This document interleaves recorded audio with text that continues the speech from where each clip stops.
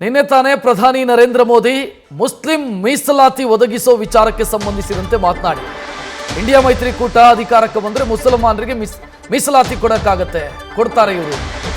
ಅದಕ್ಕೀಗ CM ತಿರುಗೇಟು ಕೊಟ್ಟಿದ್ದಾರೆ. ಭಾರತವನ್ನ ಹಿಂದೂ ದೇಶವನ್ನಾಗಿ ಮಾಡೋದಕ್ಕಾಗಲ್ಲ ಅಂತ ಸಿಎಂ ವಾಗ್ದಾಳಿ ಮಾಡಿದ್ದಾರೆ. ಪ್ರಧಾನಿ ಈಗ ಮತಕ್ಕಾಗಿ ಹಿಂದೂ ಮುಸ್ಲಿಂ ವಿಭಜನೆಯ ಮಾತುಗಳನ್ನು ಆಡ್ತಾ ಇದ್ದಾರೆ. ಸೋಲ ಹತಾಶೆಯಿಂದ ಪ್ರಧಾನಿ ಈ ರೀತಿ ಮಾತನಾಡ್ತಾ ಇದ್ದಾರೆ. ನನ್ನನ್ನ ದೇವರು ಉದ್ದೇಶದಿಂದ ಕಳಿಸಿದ್ದಾರೆ ಅನ್ನೋ ನರೇಂದ್ರ ಮೋದಿ ಅವರ ಮಾತಿಗೂ ಕೂಡ ಈಗ ಸಿಎಂ ವಾಗ್ದಾಳಿ ನಡೆಸಿದ್ದಾರೆ. ಮೋದಿ ಏನು ದೇವರ ಅವತಾರನ ಅಂತ ಪ್ರಶ್ನಿಸಿದ್ದಾರೆ. ನರೇಂದ್ರ ಮೋದಿ ಅವರು ಈಗ ಹೇಳ್ತಾರೆ, ನನಗೆ ದೇವರೇ ಕಳಿಸಿದಾನೆ. ನೋಡಿ ಹಿಂಗೆ ವಿಪರ್ಯಾಸ ಈ ದೇಶದಲ್ಲಿ. ದೇವರೇ ಕಳಿಸಿದಾನೆ ನನಗೆ. 1947ರವರೆಗೆ ವಿಕಸಿತ ಭಾರತವನ್ನು ಮಾಡಲಿಕ್ಕೆ ದೇವರು ಕಳಿಸಿದಾನೆ.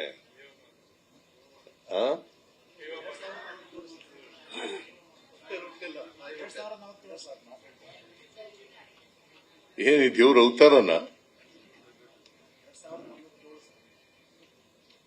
ಇವತ್ತು ಬಡವರ ಬಗ್ಗೆ, ದಲಿತರ ಬಗ್ಗೆ, ಹಿಂದುಳಿದವರ ಬಗ್ಗೆ, ಅಲ್ಪಸಂಖ್ಯಾತರ ಬಗ್ಗೆ,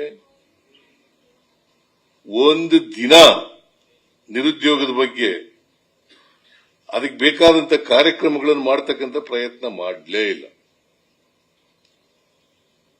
ಸರ್ವರಿಗೂ ಸಮಪಾಲು ಸಮಬಾಳು ಮಾಡಬೇಕಲ್ಲ. ಸರ್ವ ಜನಾಂಗದ ಶಾಂತಿಯ ತೋಟ ಮಾಡಬೇಕಲ್ಲ. ಅದಕ್ಕೇನಾದ್ರು ಪ್ರಯತ್ನ ಮಾಡಿದಾರ? ಈಗ ನೋಡಿ, ಸೋಲ್ತೀವಿ ಅಂತ ಗೊತ್ತಾಗ್ಬಿಟ್ಟು ಬಾಯಿ ಬಂದಾಗ ಮಾತಾಡ್ತಾ ಇದ್ದಾರೆ ನರೇಂದ್ರ ಮೋದಿ ಅವರು. ಇಲ್ಲ ಉದ್ದೇಶಪೂರ್ವಕವಾಗಿ ಮಾತಾಡ್ತಾ ಇದ್ದಾರೆ. ಓಟ್ಗೋಸ್ಕರ, ಹಿಂದೂ ಮುಸಲ್ಮಾನರನ್ನ ಡಿವೈಡ್ ಮಾಡ್ಲಿಕ್ಕೋಸ್ಕರ, ಪೋಲರೈಸೇಷನ್ ಆಫ್ ವೋಟ್ಗೋಸ್ಕರ ಮಾಡ್ತಾ ಇರ್ತಕ್ಕಂಥದ್ದು. ಈ ಚುನಾವಣೆಯಲ್ಲಿ ಸೋಲ್ತೀವಿ ಅಂತಕ್ಕಂಥದ್ದು ಖಾತ್ರಿ ಆಗ್ಬಿಟ್ಟದೆ.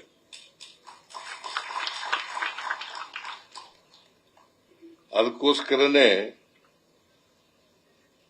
ಈ ತರ ಎಲ್ಲ ಮಾತಾಡ್ಲಿಕ್ಕೆ ಪ್ರಾರಂಭ ಮಾಡಿರೋದು. ಡೆಸ್ಪರೇಟ್ ಆಗ್ಬಿಟ್ಟಿದ್ದಾರೆ. ಹತಾಶರಾಗಿ ಇವತ್ತು ಇವೆಲ್ಲ ಮಾತಾಡ್ಲಿಕ್ಕೆ ಪ್ರಾರಂಭ ಮಾಡಿದ್ರು. ಜನಗಳಿಗೆ ತಪ್ಪುದಾರಿಗೆ ಎಳಿತಕ್ಕಂಥ ಪ್ರಯತ್ನವೇ ಹೊರತು ವಿಕಸಿತ ಭಾರತ ಆಗಬಾರದು. ಅವರ ಇಡನ್ ಅಜೆಂಡಾ ಹಿಂದೂ ರಾಷ್ಟ್ರ ಆಗಬೇಕು ಅಂತಕ್ಕಂಥದ್ದು. ಹಿಂದೂ ರಾಷ್ಟ್ರ, ಈ ದೇಶ ಹಿಂದೂ ರಾಷ್ಟ್ರ ಮಾಡ್ಲಿಕ್ಕೆ ಸಾಧ್ಯ ಆಗಲ್ಲ. ಎಲ್ಲರ ದೇಶ ಇದು, ಬಹುತ್ವದ ದೇಶ ಇದು. ಅದರಿಂದ ನಾವು ಬಹುತ್ವದಲ್ಲಿ ನಂಬಿಕೆ ಇಟ್ಟುಕೊಂಡು ರಾಷ್ಟ್ರನ ಅಭಿವೃದ್ಧಿ ಮಾಡತಕ್ಕಂಥ ಕೆಲಸ ಮಾಡಬೇಕು. ಅದಕ್ಕಾಗಿ ಇವತ್ತು ನಮ್ಮ ಸಂವಿಧಾನ ಉಳಿಬೇಕು.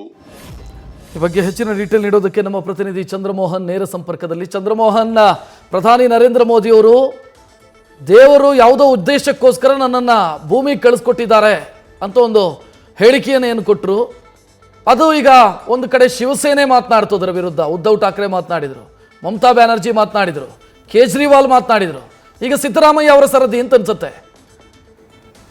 ಹೌದು ರಕ್ಷತ್, ಕಳೆದ ಕೆಲವು ದಿನಗಳಿಂದ ಪ್ರಧಾನಿ ನರೇಂದ್ರ ಮೋದಿ ಅವರು ಬೇರೆ ಬೇರೆ ಖಾಸಗಿ ಚಾನೆಲ್ಗಳಿಗೆ ಸಂದರ್ಶನವನ್ನು ನೀಡ್ತಾ ಇದ್ದಾರೆ. ಸಂದರ್ಶನ ನೀಡುವಂಥ ಸಂದರ್ಭದಲ್ಲೇ ಒಬ್ಬರು ಪತ್ರಕರ್ತರು, ಮೋದಿಜಿ ನಿಮಗೆ ಈಗ ಆಯಾಸ ಆಗೋದಿಲ್ವಾ? 2014ರಲ್ಲೂ ಕೂಡ ನಾವು ನಿಮ್ಮನ್ನು ನೋಡಿದ್ವಿ, ಆಗಲೂ ಕೂಡ ದೇಶಾದ್ಯಂತ ಬಿರುಸಿನಿಂದ ಪ್ರಚಾರವನ್ನು ನಡೆಸಿದ್ರಿ, ಆದರೂ ಕೂಡ ಆಗ ನಿಮ್ಗೆ ಯಾವುದೇ ಆಯಾಸ ಆಗಿರಲಿಲ್ಲ. ಈಗಲೂ ಕೂಡ ಕಳೆದ 10 ವರ್ಷಗಳಿಂದ ನಿಮ್ಮನ್ನು ನೋಡ್ತಾ ಇದ್ದೀವಿ, ನಿಮಗೆ ಯಾವುದೇ ಆಯಾಸ ಆಗೋದಿಲ್ವ ಅನ್ನೋ ಒಂದು ಪ್ರಶ್ನೆಯನ್ನು ಕೇಳಿದರು. ಆ ಪ್ರಶ್ನೆಗೆ ಉತ್ತರವನ್ನು ಕೊಡುವಂಥ ಸಂದರ್ಭದಲ್ಲಿ ಮೋದಿಯವರು ಹೇಳಿದ್ದೇನಂತ ಅಂದರೆ, ನನ್ನ ತಾಯಿ ಇದ್ದಾಗ ನಾನು ಜೈವಿಕವಾಗಿ ಹುಟ್ಟಿದ್ದೇನೆ ಅಂತ ಅಂದ್ಕೊಂಡಿದ್ದೆ, ಆದರೆ ನನ್ನ ತಾಯಿಯವರು ಸಾವನ್ನಪ್ಪಿದ ಬಳಿಕ ನನಗೆ ಸಂಪೂರ್ಣವಾಗಿ ಕನ್ವಿನ್ಸ್ ಆಗಿದೆ. ಏನಂತ ಅಂದರೆ, ಪರಮಾತ್ಮನೇ ನನ್ನನ್ನು ಕಳಿಸಿದ್ದಾನೆ, ಈ ಶಕ್ತಿ ಜೈವಿಕವಾಗಿ ಬಂದಿದ್ದಲ್ಲ, ಈಶ್ವರನಿಂದ ನನ್ನಿಂದ ಈಶ್ವರನಿಗೆ ಕೆಲವೊಂದು ಕೆಲಸಗಳಾಗಬೇಕಾಗಿತ್ತು, ಆ ಕೆಲಸಗಳನ್ನು ಮಾಡಲಿಕ್ಕೋಸ್ಕರನೇ ಈಶ್ವರನೇ ನನ್ನನ್ನು ಕಳಿಸಿದ್ದಾನೆ ಅನ್ನೋ ಒಂದು ಮಾತನ್ನು ಸಂದರ್ಶನದಲ್ಲಿ ಹೇಳಿದರು.